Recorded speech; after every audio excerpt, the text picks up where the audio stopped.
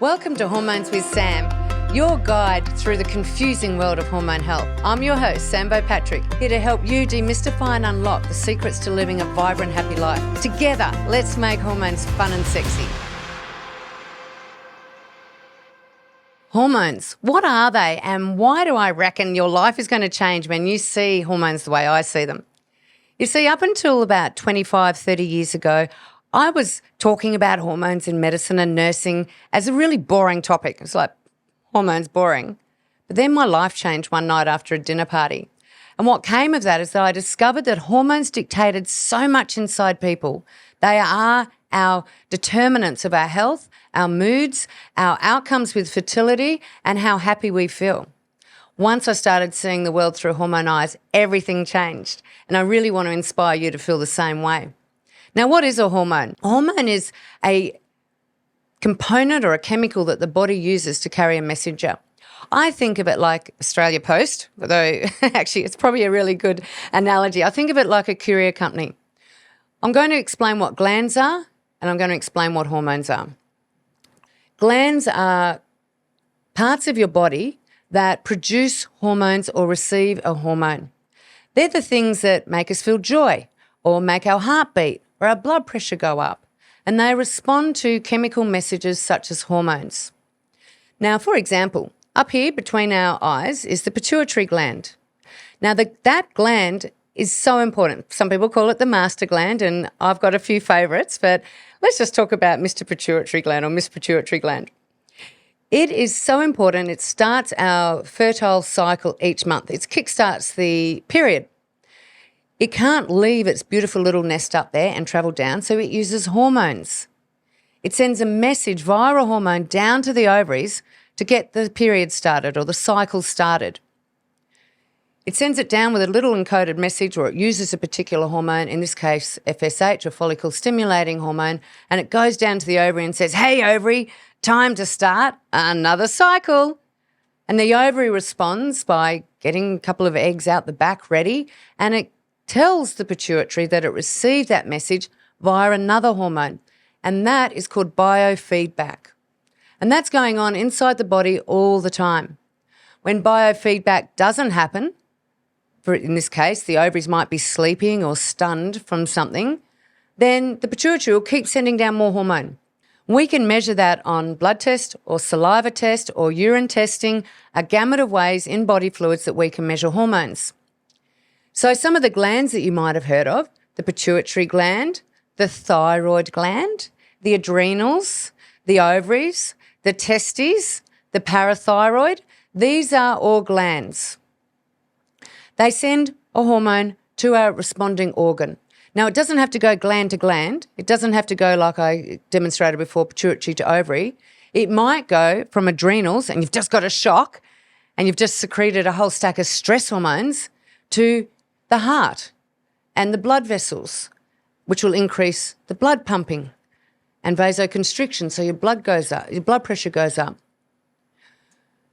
That biofeedback mechanism is happening all the time. Sometimes when we burn out, very often when we burn out, we don't make enough hormones. And so we end up depleted and not being able to respond when we need to. Other times, such as menopause, there's a lag and there's a natural transition in our hormones. If we don't have enough nutrients or energy on board, or we're too busy doing other stuff, we don't get that seamless transition, and we'll have symptoms of a hormone imbalance. Other common hormone imbalances you may have heard of are polycystic ovary syndrome, endometriosis, adenomyosis, reproductive cancers such as breast cancer, ovarian cancer, cervical cancer, prostate cancer, all due to hormone imbalances. Some of the common or typical names you might have heard with hormones as well are insulin, glucagon. So there are two primary sugar hormones. You might have heard of adrenaline and noradrenaline, and if you jump out of a plane and you're a skydiver, you'll certainly know those hormones. They flood your body with this excitement, and they can be very addictive. So can my favourite hormones, which are oxytocin and dopamine.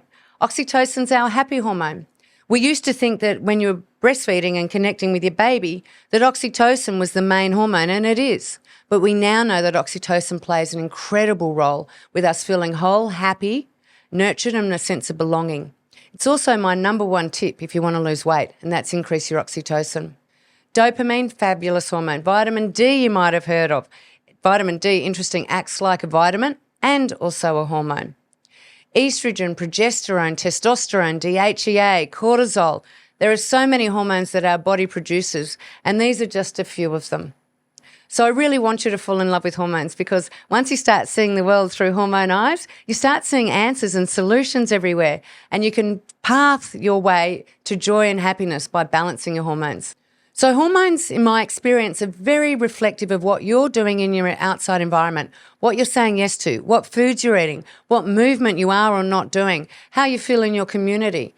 And if you want to improve your life and your overall well-being, understanding what's happening internally with your hormones gives you that kickstart and that information. If you're not losing weight, if you can't sleep at night, if you've got no sex drive, if you're feeling exhausted and tired, these can all be really common hormone problems. Understanding your hormones gives you great insight to how you can bring balance back into your life. Historically, hormone treatments and diagnosis has come under the banner of an endocrinologist. So they're a specialist, a medical specialist. Typically, they'll treat people with diabetes. They've started picking up girls with polycystic ovary syndrome because that's kind of like a diabetic presentation, and Cushing's and Addison's and really extreme hormone problems. Your average GP isn't necessarily going to be the best person to go to when you want hormone information. In fact, you might find that other health practitioners might let you down in hormone treatment as well, and you'll want to find someone who's specialised in hormone management.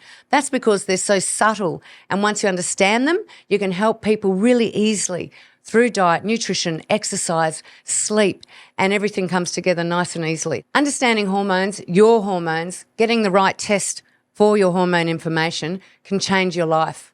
I want to show you how to do that through this podcast and to see the world through hormone eyes, because when you do, you can truly lead an incredible, vibrant, energetic, sexy life. I've found over my 36 years in medicine and pharma and nursing and natural medicine that the big gap that's missing for most people is understanding their hormones. I'm determined to bring hormones to you in a really fun and sexy way so you can understand them better and find the solutions for yourself through nature. You'll also be able to share with other people at conversations and dinner parties about hormones as well and help them on their journey. Unfortunately, over the last 20 years, hormone imbalances have gone out of control. Polycystic ovary syndrome, endometriosis, burnout, weight. These are things that we're hearing all the time. And the missing key is hormones. So let's get on this journey together and discover hormones. I'll share with you as much as I can in nice little bite-sized pieces so you can start mastering your own hormones. So if you're curious to see what your hormones are up to, it depends on what you want to measure. If you're curious about your blood sugar levels, then blood testing is the way to go. If you want to know about your sex hormones, you're going through menopause or polycystic ovary syndrome or fertility journey, you really need to do a saliva test. Down below, I've got the links for how you can order your own saliva test. Please leave a 5-star review on Apple Podcasts and Spotify, and let's get the word out how cool and sexy hormones really are.